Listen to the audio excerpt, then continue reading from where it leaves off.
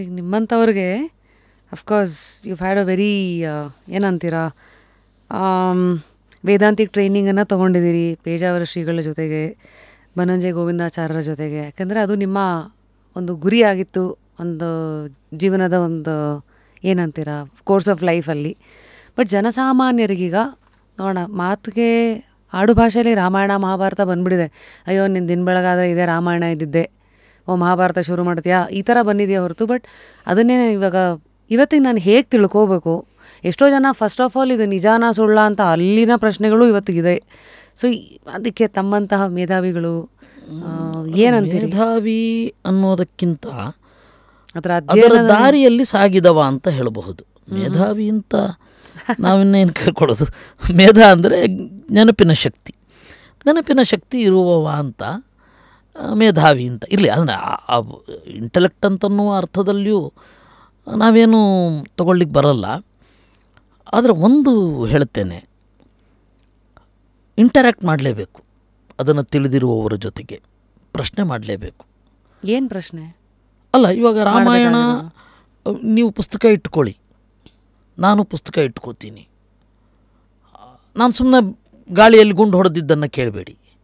ಆ ಶ್ಲೋಕ ಓದಿದ್ರೆ ಯಾಕೆ ಅರ್ಥ ಆಗಲ್ಲ ಅಂದರೆ, ಒಬ್ಬರು ಹೇಳುತ್ತಾ ಇರುವಾಗ ತಪಸ್ವಾಧ್ಯಾಯ ಶುಶ್ರೂಷಾ ಅಂತ ಓದ್ತಾ ಇರ್ತಾನೊಬ್ಬ, ಇವನು ಅದನ್ನು ಕೇಳ್ತಾನೆ.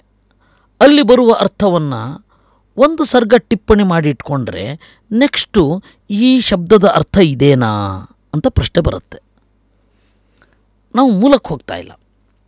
ಏನಾಗತ್ತೆ, ಮಹಾಭಾರತದ ಉದ್ಯೋಗ ಪರ್ವದಲ್ಲಿ ರಾಜಕೀಯ ಸೊಲ್ಯೂಷನ್ಗಳಿದೆ.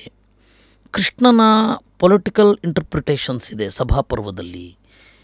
ಹಿಂಸೆ ಅಂದ್ರೇನು,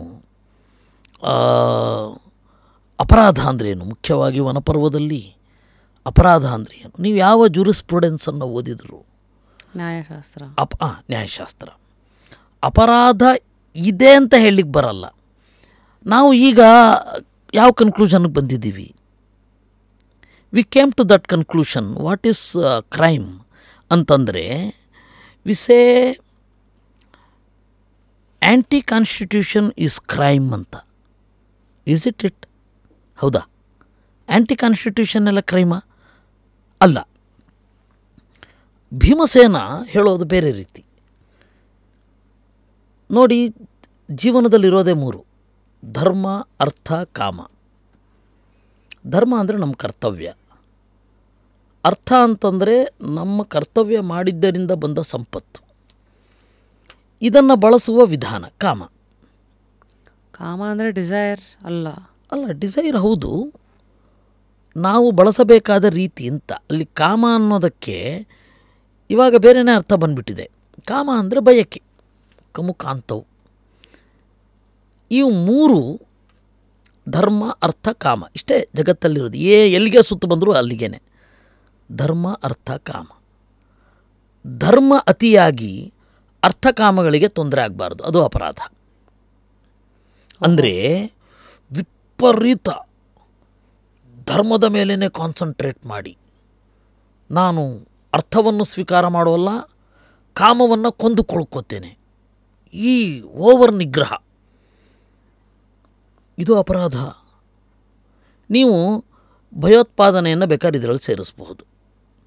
ಧರ್ಮದ ಬ್ಲೈಂಡ್ ಬಿಲೀಫ್ ಮಿಗಿಲಾಗಿ ಅರ್ಥಕಾಮಗಳಿಗೆ ಪೆಟ್ಟು ಕೊಡುತ್ತೆ.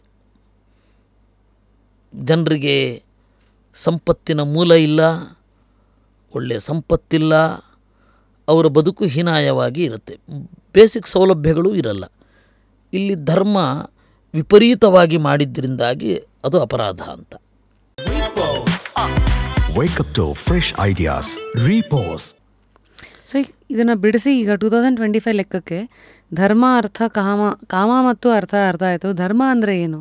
ಧರ್ಮ ಅಂತಂದರೆ self discipline and public discipline. ಅದರಲ್ಲಿ ಯಮ ಮತ್ತು ನಿಯಮ ಅಂತ. ಯಮ ಅಂದರೆ